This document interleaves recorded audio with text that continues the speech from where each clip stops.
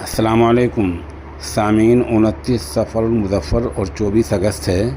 ख़बर का उन्वान है रेलवे स्टेशन से बच्चा चोरी हो गया। मामला उत्तर प्रदेश के मथुरा का है।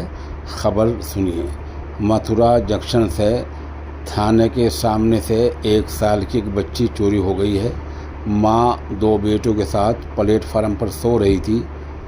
देर रात तकरीबन 10 बजे बच्चियों को छोड़कर माँ वॉशरूम चली गई।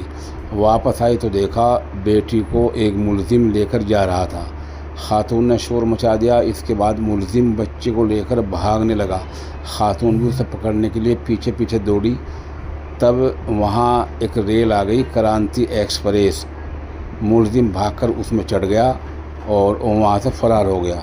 मामला दर्ज कर लिया गया। पुलिस मामले की जाँच कर रही है। ताहम ख़बर लिखे जाने तक अभी तक मुलजिम की गिरफ़्तारी की कोई ख़बर नहीं आई है।